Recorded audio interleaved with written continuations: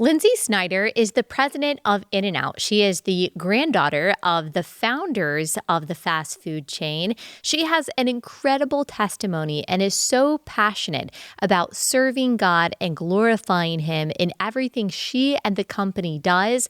We are going to talk about her bravery as a leader of the company and what the company's plans are for expanding beyond the West and the central part of the United States. I think that you are going to love hearing what the Lord has done in her life and how the Lord is working through this amazing company. This episode is brought to you by our friends at Good Ranchers.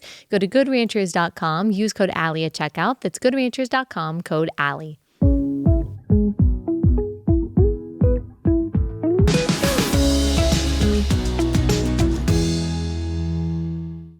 Okay, before we get into that conversation, just a reminder to my relatable audience, if you will please take part in this survey that we have put together to get to know you even better, to know what you want, what you're looking for, who you are, what your beliefs are. It just helps us tailor the show in a way that adds the most value possible to your lives. I'm very thankful for all of you, and I want to continue making this show as good as it can possibly be. We will link the survey in the description of this episode wherever you are watching or viewing. Thank you so much. All right, without further ado, here is our guest.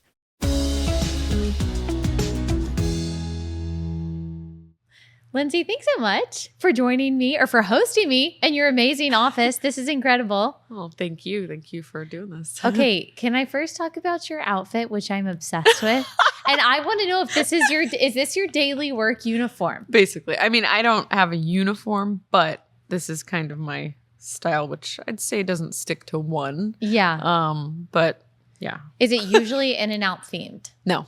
No. I did that for you. Oh, you did that for me? I'm honored because I don't know if everyone can see that you have hamburgers on your socks. And are these specific In-N-Out hamburgers? Yes. Not just Double any doubles. like generic hamburger. Nope. Oh, I love that so much. Okay, there are so many things that I want to ask you, and so many people listening, watching already know a lot about your story. Some people don't at all. So take us back to the beginning. What was it like growing up in this dynasty, in this business of In-N-Out?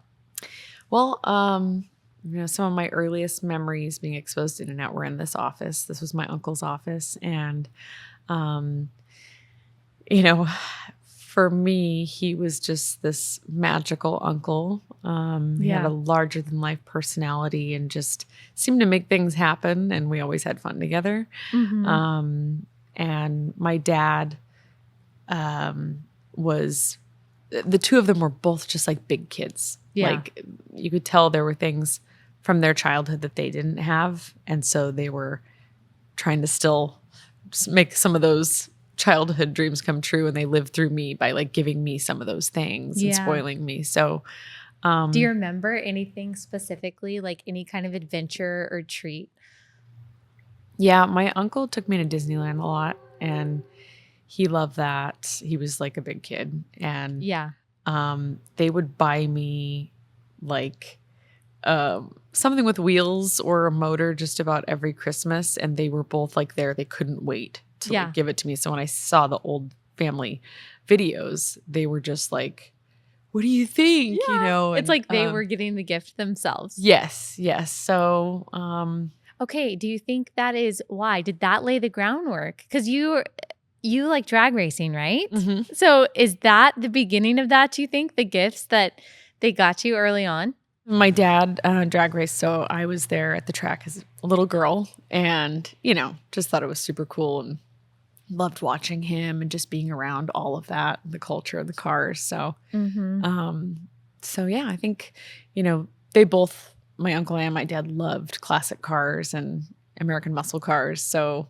that was just something I was raised around and grew very fond of. Yeah. But for me, as a kid, I didn't really understand the magnitude of, the business or anything like that. And of course, we were much smaller then, but still, it was just the people for me, and there's people that still work for In-N-Out today that were around when I was a kid. And and so it is like a big family. Yeah. Yeah. But how did that, like you say that they're fun loving, that they're basically like big kids. Mm-hmm. How did that shape the culture at In-N-Out when they were leading the way? Because obviously they were very smart businessmen as well, very serious about the business, but then they had this super adventurous, fun-loving side. So what did that look like at the company?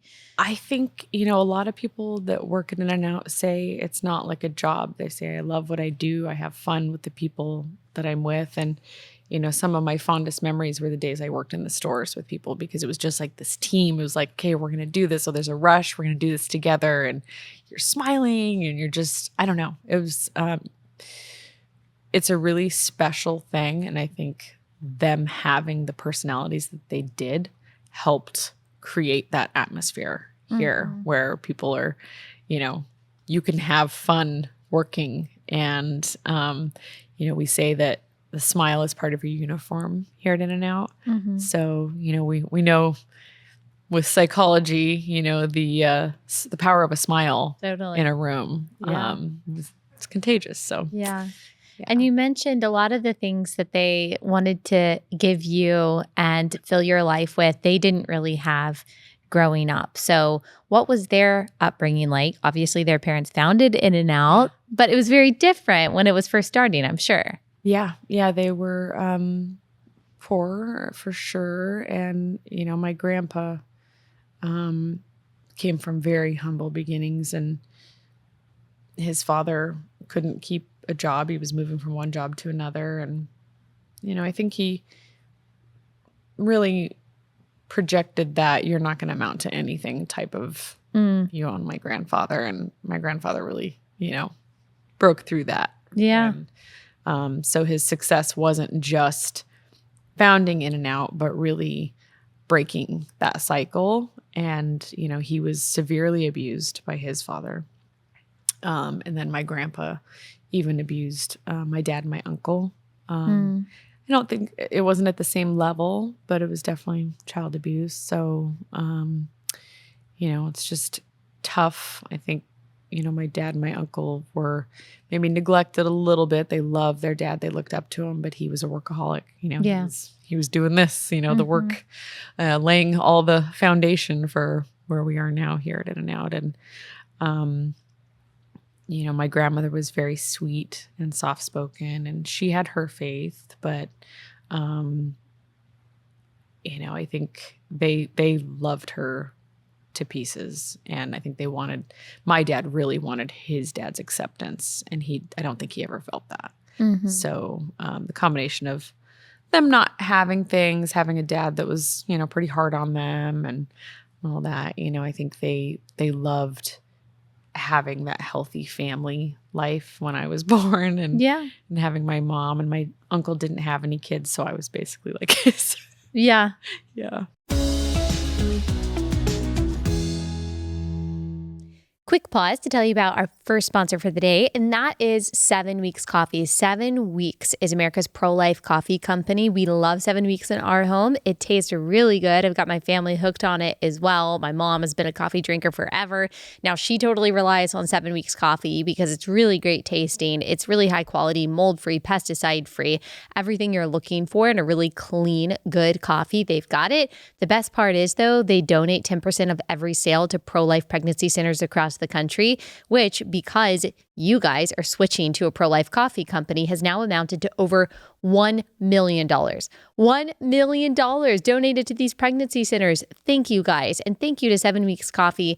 They are called 7 Weeks Coffee because at 7 weeks gestation, that baby is the size of a coffee bean, yet he or she matters immensely because he or she is made in the image of God. So if you want to join this, pushing back against the darkness just by allowing your coffee to serve a higher purpose, go to 7weekscoffee.com, use code Allie. You'll save 15% when you subscribe, and then 10% with my code. Go to 7weekscoffee.com, code Allie.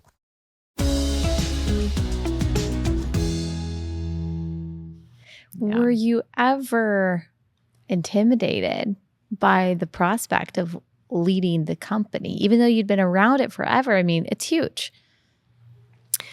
I don't think I was intimidated because of the process. I was working for the company when I was 17. Yeah. I was down here. I moved down here when I was 18, worked for my grandma actually doing donations. And I would call to ask for donations for, one of our events. And so there was just a very natural development of then I managed the company store with all of our merchandise for a couple of years. And that was great. That was like a little business within the big business. And then started going to the operation meetings, VP meetings, was helping make big decisions. So it was very like gradual, you know?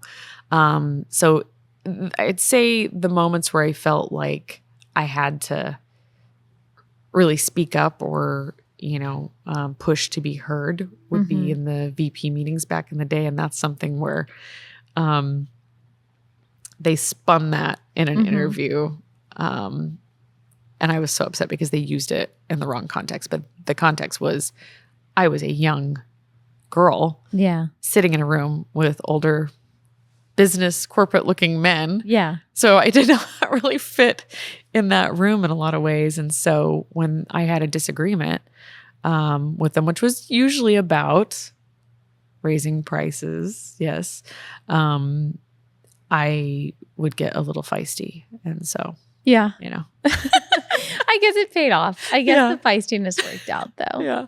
Okay, so you have added 2 Bible verses to the packaging since you have been president, right?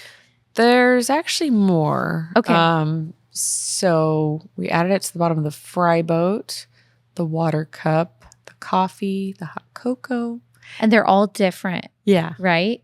I know Proverbs 24:16, Luke 6:35. Do you know off the top of your head what the other ones are? I don't have them written down. The water cup is, I'm trying to think of the reference. It's the one about giving a cup to even one of these, The hot cocoa is John 13:34. Love one another. Coffee cups is Luke 6:35, one of my favorites about loving your enemies. Mm-hmm. And then our holiday beverage cups. So that's the little Christmas looking cups. Isaiah 9:6 about Jesus being born, the prophecy about Jesus. And then our other little water cups, our nines are Isaiah 53, prophecy of Jesus again. So we added a handful, and there's some products. There's some other things that we added them to. We just kind of snuck them in there. Have you ever had people like upset by the Bible verses? Oh, sure. Really? What did they say? Like random customers or media or who?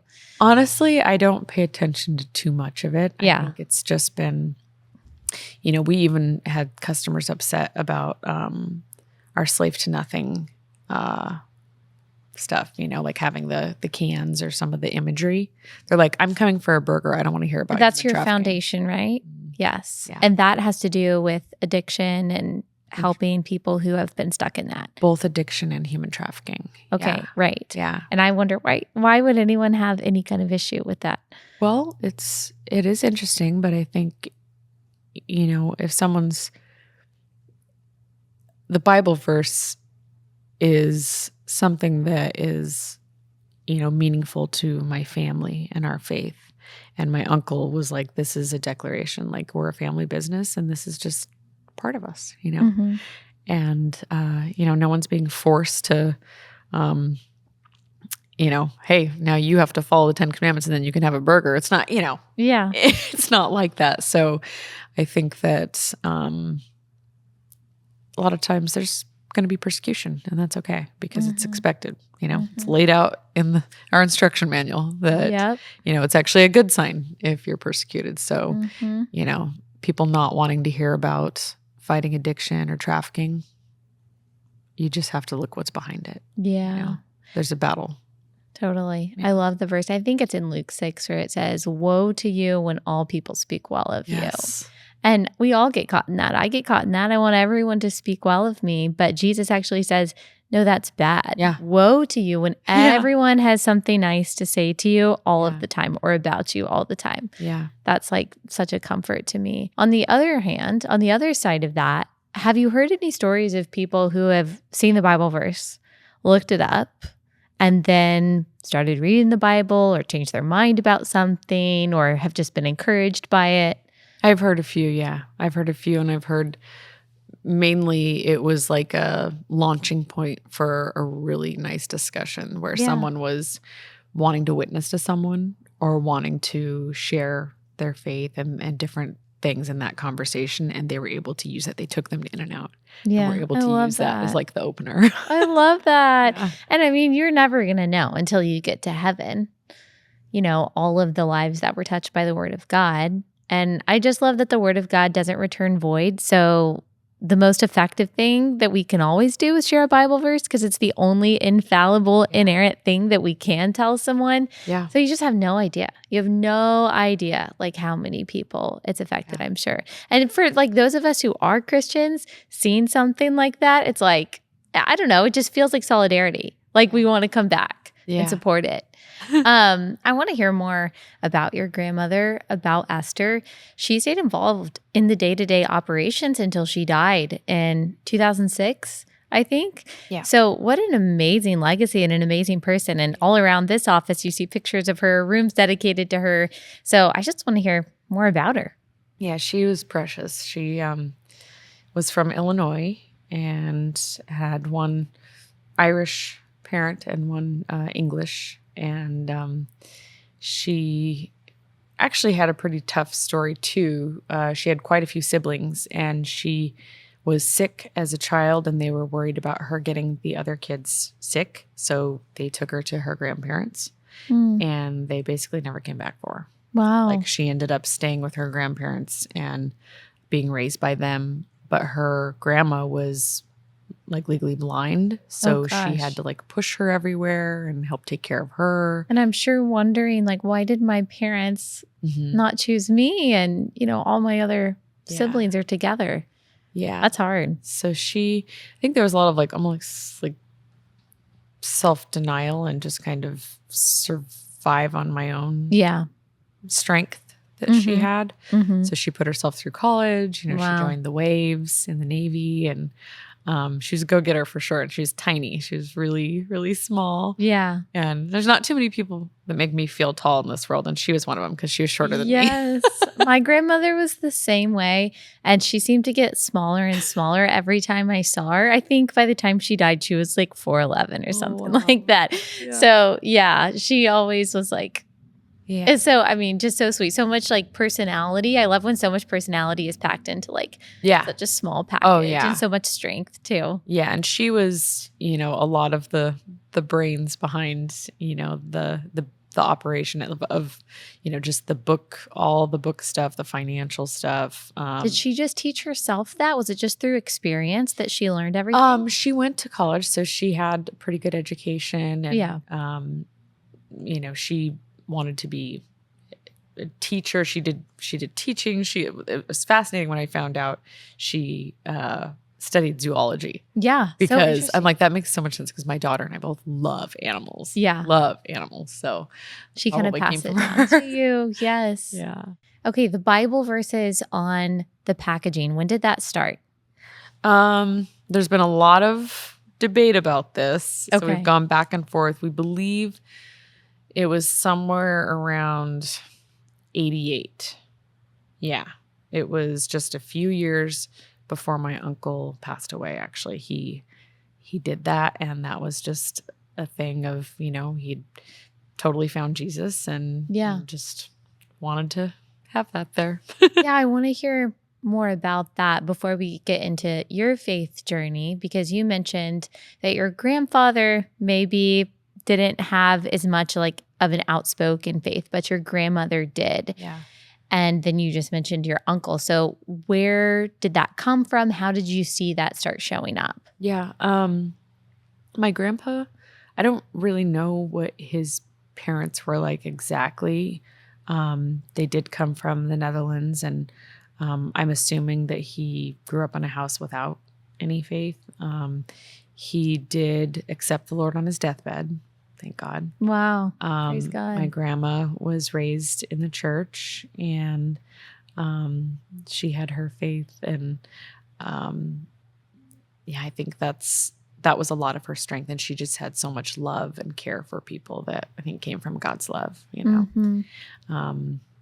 My dad, he really found that I think in marrying my mom. Of course, he had his mother that modeled it too, but I think when he met my mom, it just kind of brought it together for him. And then my uncle, I don't remember how exactly he got connected, but he started going to Chuck Smith's church in Costa Mesa, and that was where he just really dedicated his life to the Lord. And so yeah, they all look a little bit different, but I'm happy to know that they all knew Jesus. Yes. So. And I'm sure it was a very formative time in your life, and you've written about this when your uncle passed, correct? And that was in the 90s? 93, yeah. And I'm sure you have memories of that. You were still a child at that point, right? I was 11, yeah. And can you talk about just the effect that had both on your family and on the company? Yeah. It's really a night that changed our lives. I remember exactly what I was doing. I remember that whole evening, really. And for my dad, I look back and see just how terrible it was. He already he never got the acceptance from his dad. So he had this childhood pain and trauma. Then as an adult, not having that from his dad. And then his brother was really the only one that knew what it was like, and they weren't on the best terms. So losing him, I think just felt like a part of his heart got ripped out. Yeah, of course. So I remember my dad going outside and just yelling his brother's name, like to the sky. And, my dad had been sober and things were pretty nice. We were living up in Northern California, and that was just the beginning of things starting to fall apart between, his sobriety, my mom and dad, and my stability, I guess. And, right. Yeah. And your dad passed in the late 90s. Yeah, 99. And not only did you persevere through all of that, because so much to happen at such a young age, so close together, but also In and Out persisted through all of that. So before we get to the time, because you've talked about, I think you called it your black sheep era. So we can talk about the instability that you just referenced, but can you walk us through, how did your family carry In and Out through such a turbulent time of not even knowing kind of what the leadership and direction looks like anymore?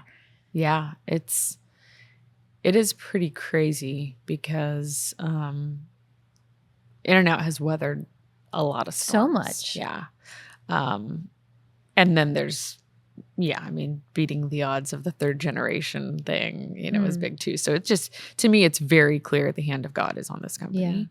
Yeah. Is that something that people say, by the time you get to the third generation, it's just not likely for it to persist after that? Yes. Because they assume the grandkids just don't feel as connected to the founding mission. And okay. There's probably several factors, but I think you can look it up and find that it's an overwhelming statistic that it falls apart by that time. So yeah.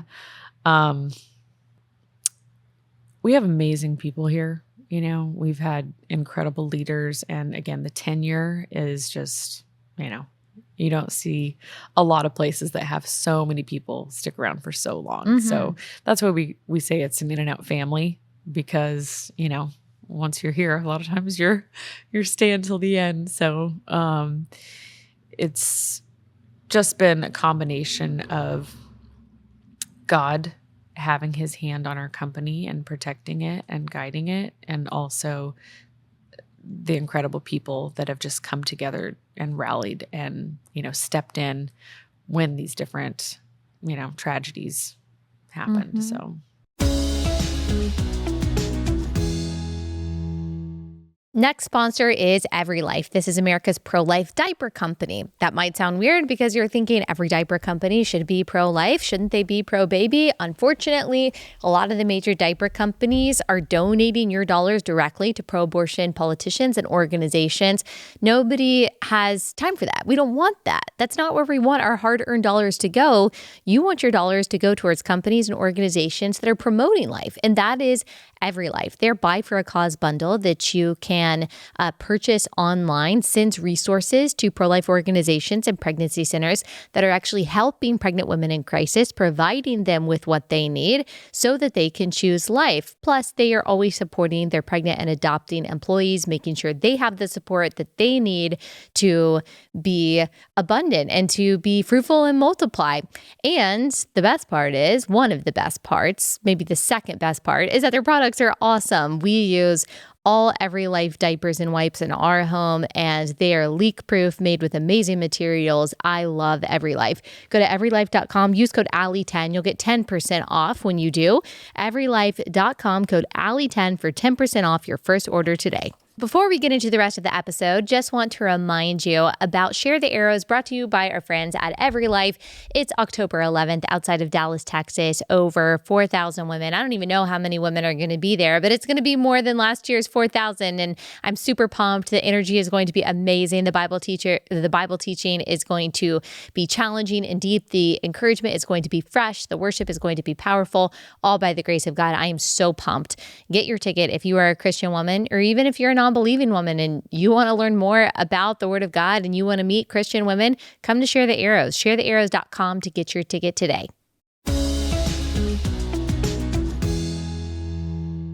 I want to hear about this season for you personally, because you've written very openly about your past relationships and the difficult time that you went through before you were 35 and you started kind of running the show here.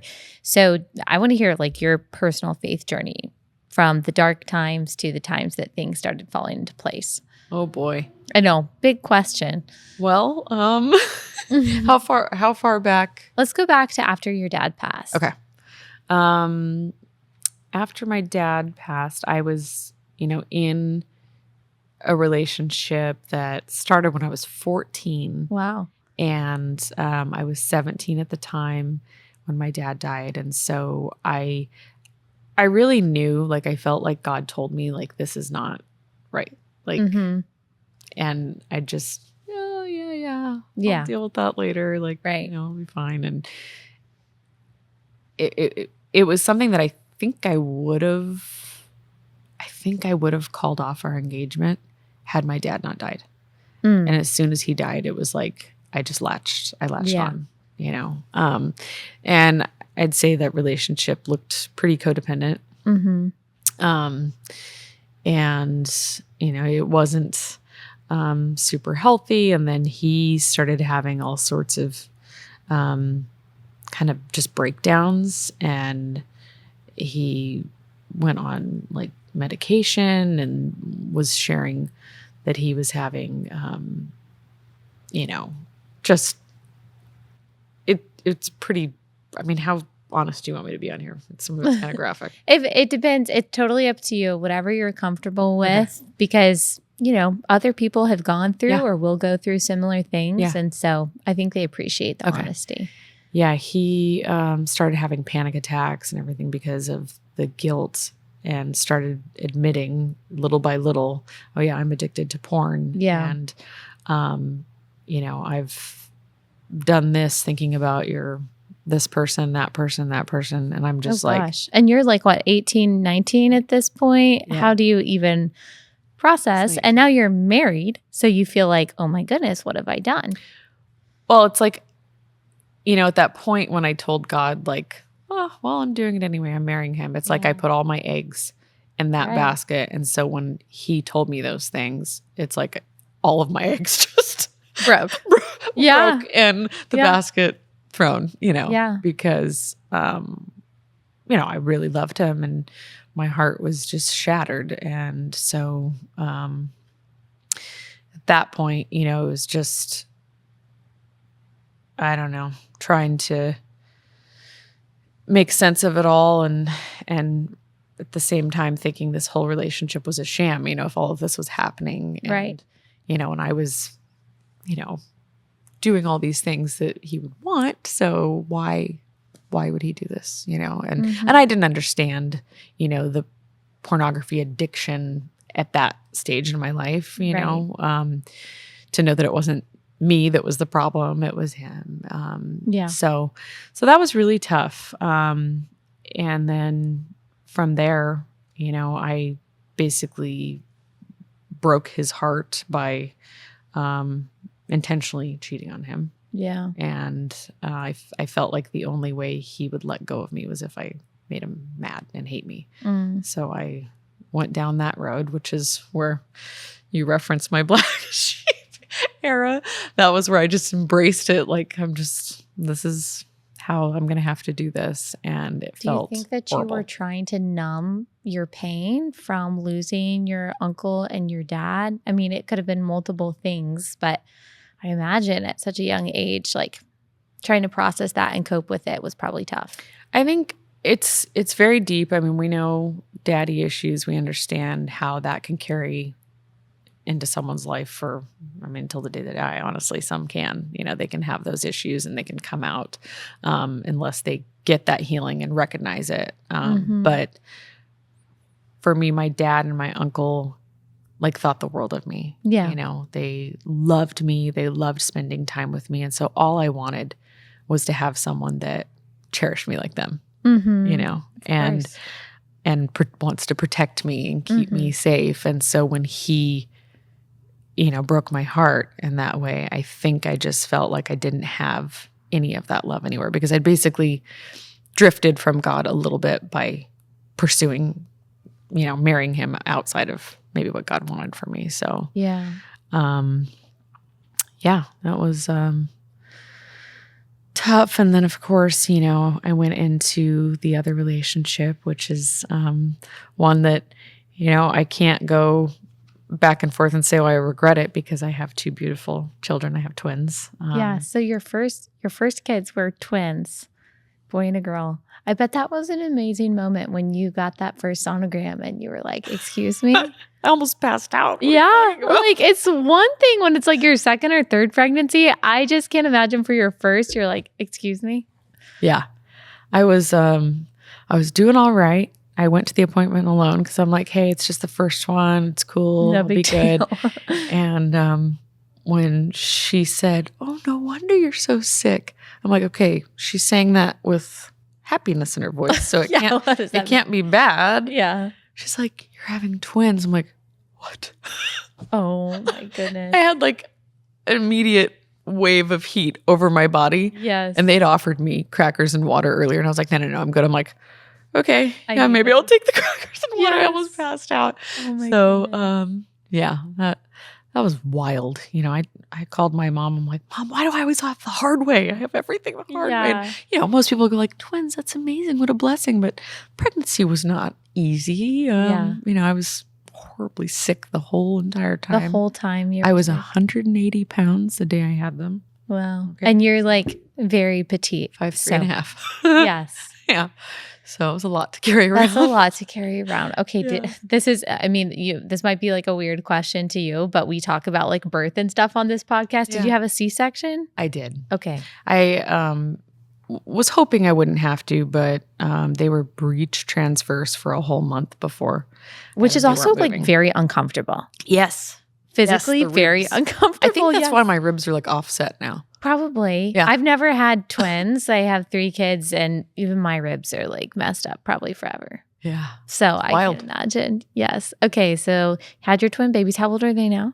18. Oh my goodness. No way. Just graduated. Yeah. Okay. Has it gone by like that? Yes and no. Yeah. Because there's so many seasons, so many things packed in there. So on one hand, it seems long, and then I can also remember the day they were born like that, Yeah. So. And going from 0 babies to 2 babies when it came to sleeping and feeding and all of that stuff. I mean, if you can remember back, what was that like? Well, there wasn't a lot of sleep. Good thing was he was, their dad was hands-on at the time and was helpful. And then people told me about the night nurse thing. Oh, she can come in and you can have someone help out. I'm like, really? Yeah. Okay. I think I would do that if I had twins. Just someone to give me a little relief. Yes. Because you got to sleep to be sane. I read a book about, getting them on a schedule and all that. So I'm really glad I did that, because I see some people just struggle to have sanity with that, with twins, because one's awake, one's asleep, one's, they're back and forth. So I did get that going, which was helpful. Next sponsor is another unabashedly pro-life Christian company, and that's Adele Natural Cosmetics. I use my Adele products every single day. Their oil-based cleanser is just amazing. It really gets all of your makeup off without stripping your face of the much-needed protective barrier that it has, or stripping it of moisture. My skin feels glowy and moisturized and soft after I use their essential moisturizing cleanser without even putting moisturizer on. And even my studio makeup, which is kind of a lot, it very easily gets all of that off. So you really are getting the clean feeling while also making sure that your skin is protected. But all of their stuff is really good. Their makeup, when I'm not in the studio, that's what I use. It gives really good coverage while also being moisturizing. Those of us who are getting into our 30s, we're thinking about how we can make our skin look the best without those, invasive, bad, toxic, anti-aging techniques.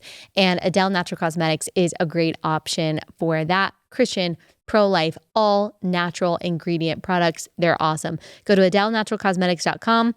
Use code Allie for 25% off your first time purchase. AdeleNaturalCosmetics.com, code Allie.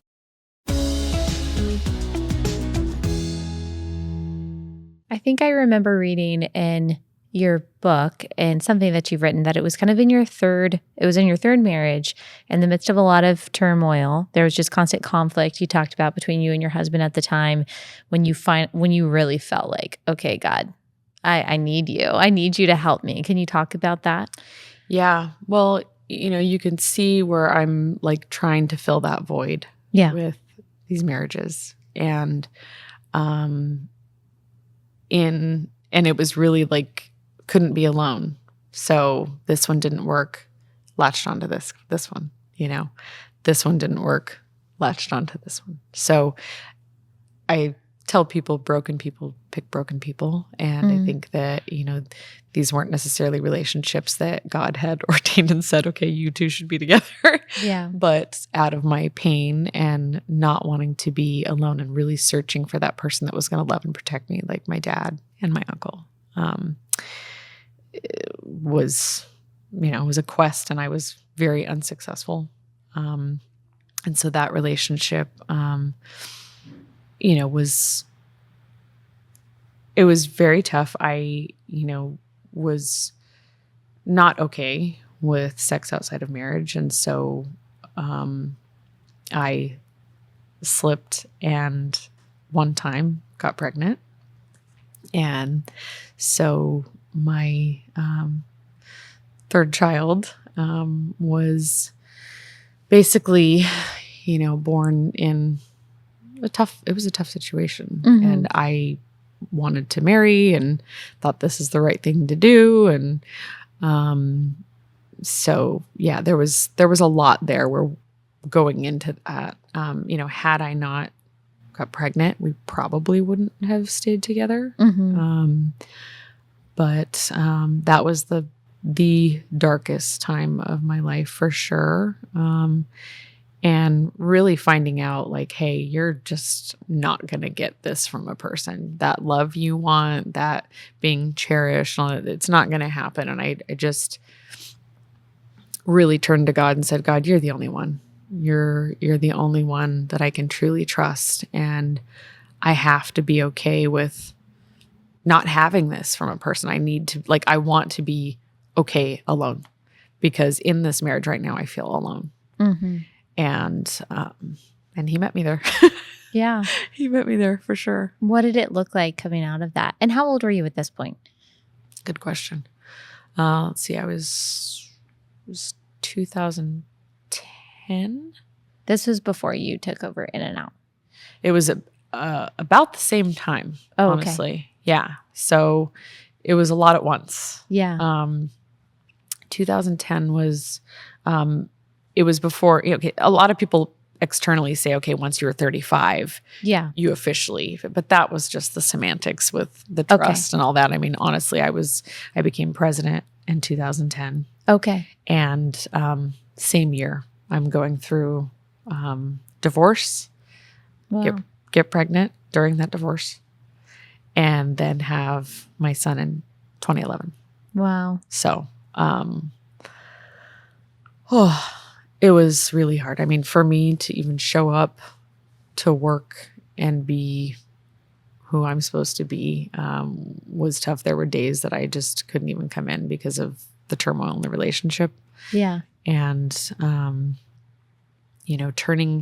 getting to that place where I finally, even though it wasn't a drug, it's like the term hit bottom. Like I had hit a bottom where I just, I went completely to God. And so I was 30. I feel like I was about 30 when that started to happen with me and God. And, I really tried to stick it out. And, I've heard you talk about toxic empathy, different context, but I think I was a little bit in denial that I'm an empath.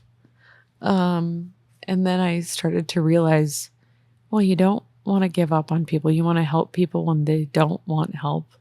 You are more invested in, the betterment of someone's life than them even seeking out or asking you for help. And so I'm like, yeah, I think I kind of am. So, and I don't give up also. So I think there's some good in there somewhere, but of course, it's not always. Empathy by itself isn't bad. Right. It's only when it leads you to affirm people's sin or validate lies. And, all of us have kind of like been in those moments. It can be super like positively powerful and lead you toward healthy love. It can also lead us toward enabling people in an unhealthy way. Yes. Well, I would say I definitely had that. So, I guess, it was actually a pastor that helped me come to the realization that this was not God's will for you to be married to like this. I'm like, wait, you've talked about how horrible divorce is. Mm-hmm. I've basically felt like, that is not an option. And I've already been divorced more than once. Like this is how much worse can it get for me? I can't. How will I ever be able to be in a relationship again if I don't stick this one out and try? And I think it was just, the infidelity and the lack of repentance and all of that finally took me to a place where, the pastor said, hey, like this isn't, you don't have to stay in this. This person's not stopping. And so I told my attorney I wanted to file for separation, and we had separated physically. But when I called my attorney back to check on the status, he said, yeah, the divorce, blah, blah, blah. I was like, what? He told me that he'd filed for divorce. I'm like, I told you separation. And so it was really strange because you don't want to think, oh, did God actually do that? Was that the only way I was going to do it? Because he was saying like, this is okay. But I was raised to know that God hates divorce. But then I also found in Proverbs where he also hates lying lips, those who rush into, evil, like all of those other things. It's like, okay, it's not just divorce. He hates a lot of other things that I was living in. And so, yeah, I don't know that I would have gone through with it had there was some signs and some help for sure from others. And what did kind of like coming into the light and healing and repenting for you look like? 2010, really, really tough year, but obviously things got better. Both, in you leading the company, but also you personally. So tell us what that looked like. Yeah.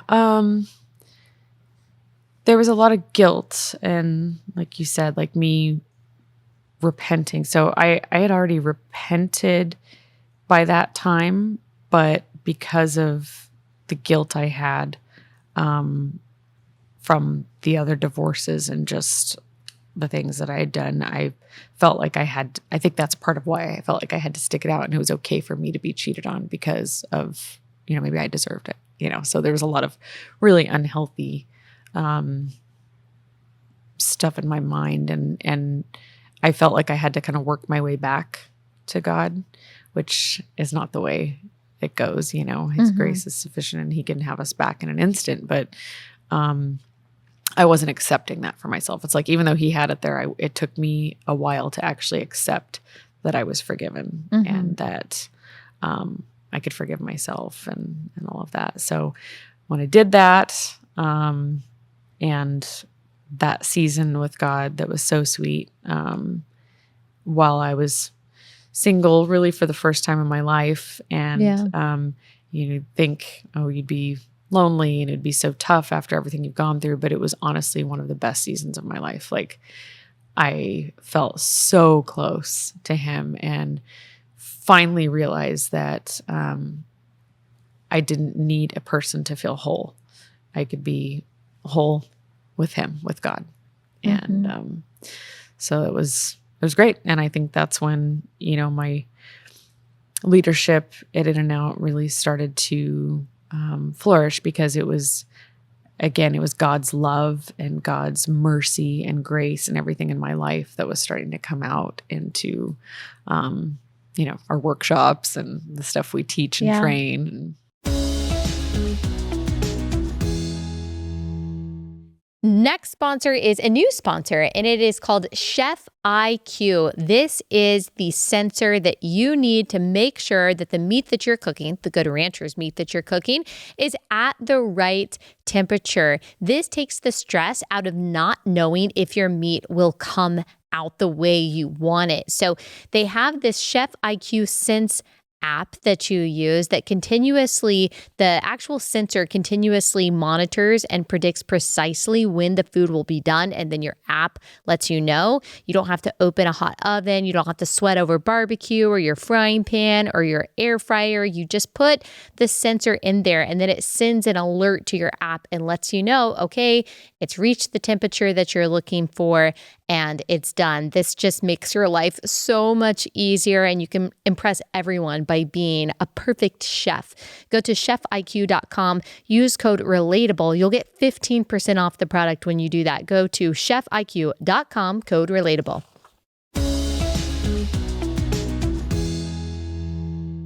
I remember a few years ago, of course, I had already been an In-N-Out fan, but a few years ago, I saw that In-N-Out around San Francisco refused to check, was it vaccine status? California at the time said in order to go into a restaurant, you have to show your vaccine card, which is insane to think about. And the In-N-Out locations were like, no. And even the head of legal here was like, we're not doing that. Yeah. Right? Right. Yeah. So tell me what went into that decision. Well, there were so many pressures and just hoops we were having to jump through. You've got to do this. They have to wear a mask. You have to put this plastic thing up between us and our customers. And it was really terrible, And I look back and I'm like, man, maybe we should have just pushed even harder on some of that stuff and dealt with all the legal backlash. But that was definitely where we held the line. Like, we're not policing our customers, I mean, I think of my uncle saying, we're not going to serve them something that we wouldn't eat. We want to give them the best. And it's like, I wouldn't do that to anyone. I don't want this, and I don't expect them to want it. So, yeah. And did you have backlash from the state of California? Over that, honestly, we were shut down for a brief moment, but it's worth it. Yeah. It's worth it. I think there's a lot of people that were charged by that move, so it's good. Yeah, absolutely. We can be closed down for couple days and feel good about it. Yeah, fought through it. Okay, so state of California, crazy in some ways, beautiful in a lot of ways, crazy in other ways, policy-wise. I know that y'all have felt that, and y'all have talked about opening up shop in Franklin, Tennessee, right? So tell me kind of like what that move, what that expansion means for the country, or not for the country, maybe for the country, but specifically for the company. Yeah. So going back a little further, my uncle opened the office in Irvine that we have. So we're Baldwin Park, and then Irvine opened in the 90s.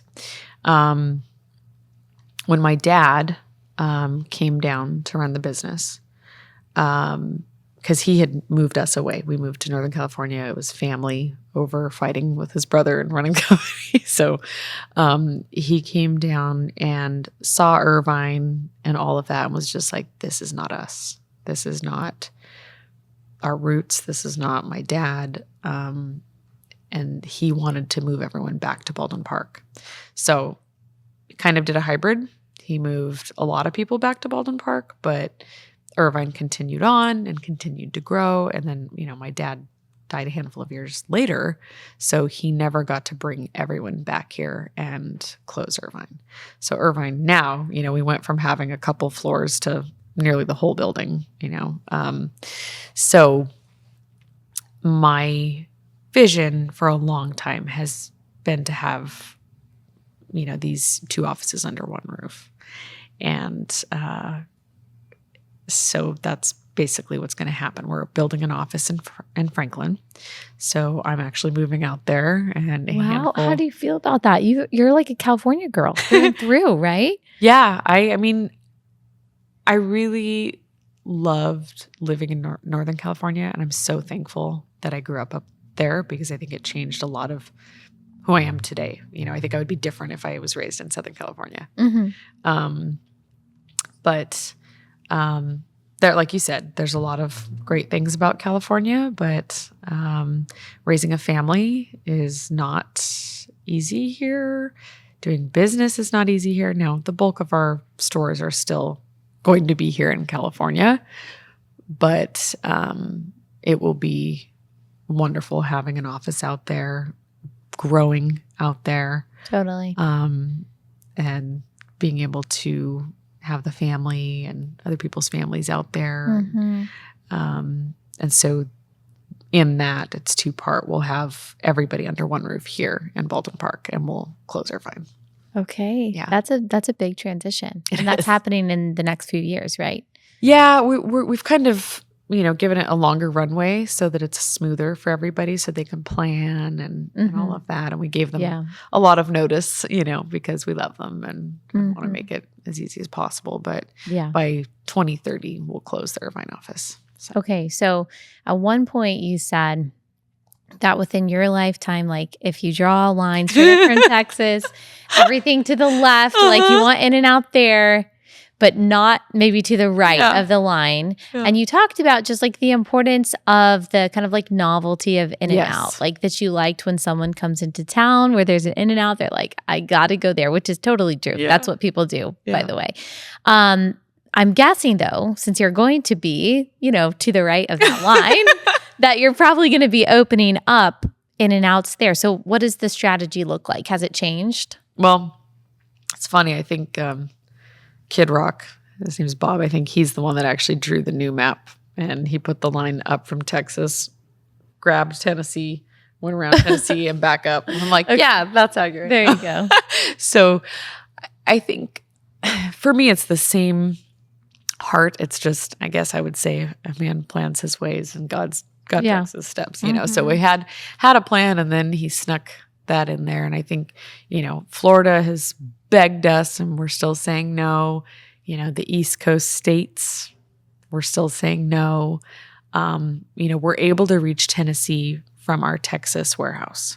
So we're not putting our whole meat facility where we do all of our own beef and send it to our stores, make patties. We're not going to have that there. We'll have a warehouse, but not do our own meat there. So we'll be able to deliver from Texas. So Texas can reach some other states, So, Yeah. Okay. Most companies are thinking, how can we expand to as many places as possible, as fast as possible? That's not your number one priority, clearly. So what is your number one priority? My number one priority is really keeping the company the same company that my grandparents started as. I want the legacy to continue. And we're doing that, but we're growing and we're so much bigger than we were when they started it. So growth is healthy and we have to have that growth. And so it's really having that balance of, okay, we have all of these amazing people coming up through management. They want to have a store one day, so we have to have some growth, but we also don't want to be on every corner. We don't want to be in every state, and we don't want to ever compromise our values and standards and the cornerstones that my grandparents laid down, So it's really just, keeping those priorities at the forefront when we make decisions. Yeah. You're also not interested in adding a bunch of variety to your menu. I mean, I'm guessing that's how you are able to keep all of the production under your own house, is that your menu is simple and it's going to stay simple, right? Yep. That's your priority, to keep it that way. Why do you think that you are one of the very few, like, third generation leaders of a company that really, really does care so much about what your grandparents wanted? I know that you've been offered a lot of money for In-N-Out. Like, you've mentioned princes, like giving offers and things like that. And you've said absolutely not interested. So what is it? I think part of it is, one, God, just God, but for me personally, what motivates me, I guess humility. I don't deserve anything. And so I want to serve, I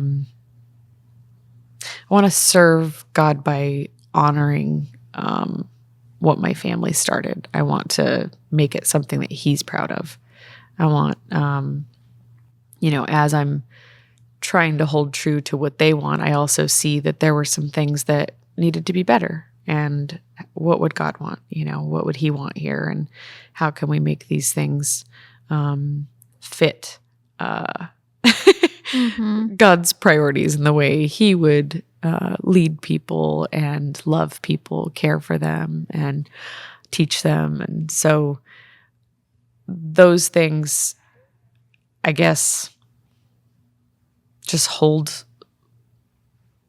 true to, my stewardship. It's like I've been given this responsibility, so I don't deserve anything I have. So I want to just honor Him, glorify Him, thank Him by keeping it the way it's supposed to be. Last sponsor for the day is Freedom Project Academy. If you look at what's going on in New York City right now, they are probably going to elect like a professing communist, a self-avowed socialist as the mayor of New York City. Now, how is it possible for all of these people to think that a guy who is a socialist has good ideas that will actually help the people of their city? They learned that somewhere, and they learned that primarily through the propaganda that is taught at their schools. We don't want that for our kids. We don't want that for the next generation of Americans. We want them to be critical thinkers. We want them to know about the Constitution. We want them to know about the economic systems that actually work. We want them to know about the evils of communism and socialism so that they can have good ideas and apply those in a way that benefits our country. And that is why you need to make sure that the education they're getting actually leads them in that direction That is what Freedom Project Academy does. They've perfected online learning.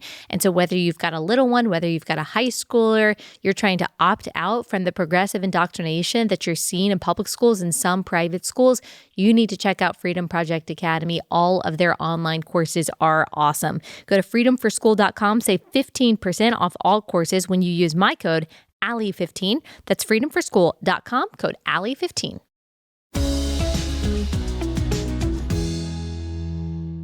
You are married and you have 4 babies now. Tell me how you met your husband.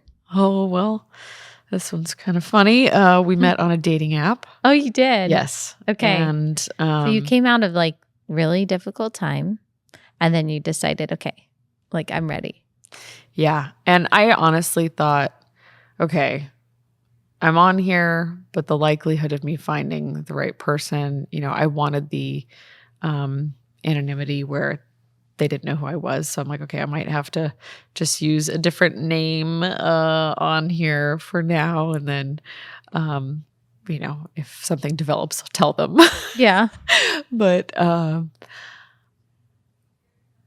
I thought, to be honest, that after everything I went through, and this is, I wasn't living in guilt, but it's probably just those kind of guilt type thoughts where you're going to have to work your way back to even have a relationship with someone and have a marriage.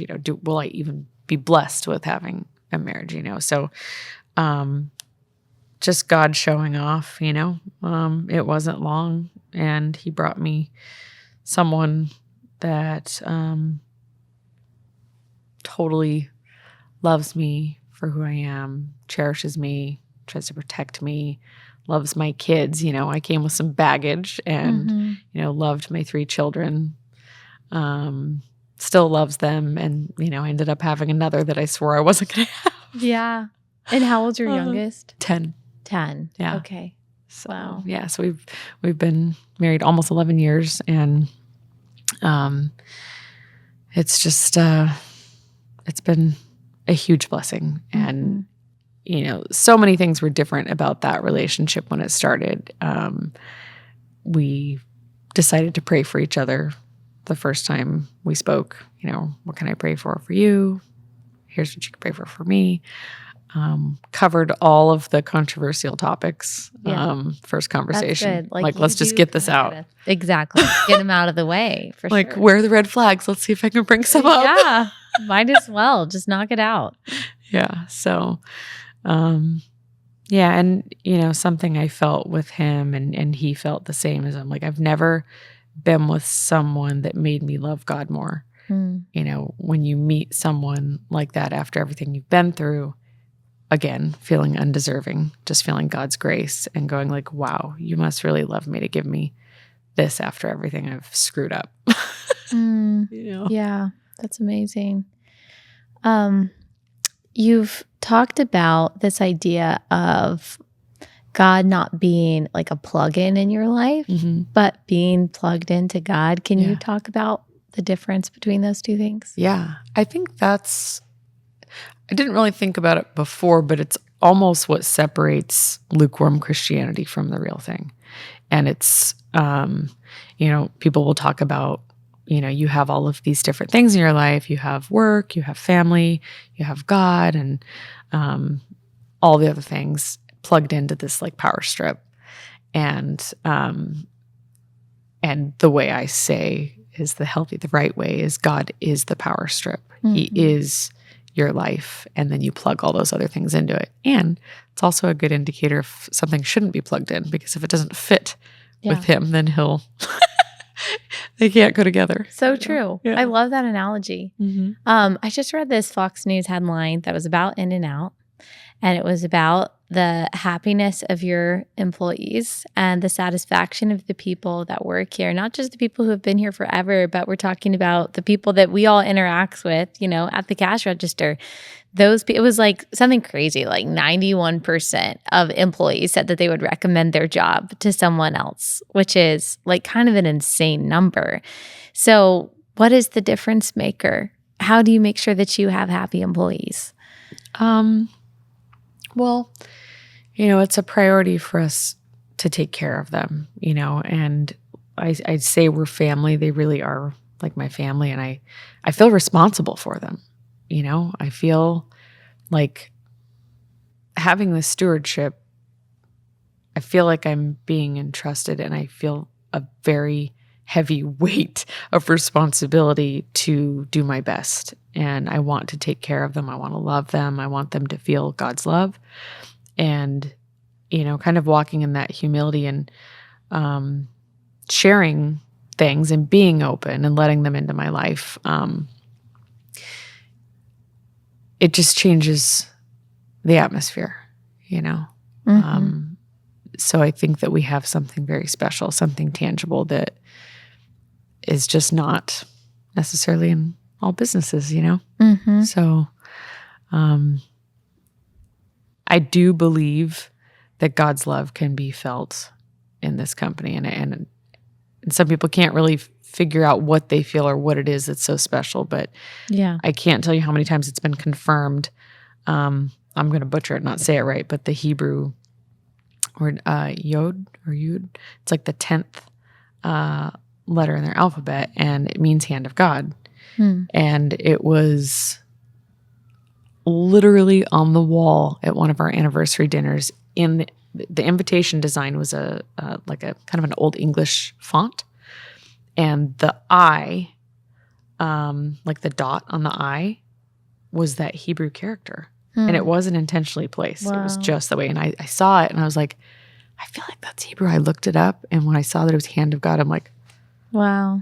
I'm like, the writing is on the wall, and it's the I. Yeah. I am. And so I was just tripping because like that's just exactly what we have here is the hand of God on this company. And that's why we've weathered all these storms, these tragedies, and my life, and even coming into my leadership and everything I went through.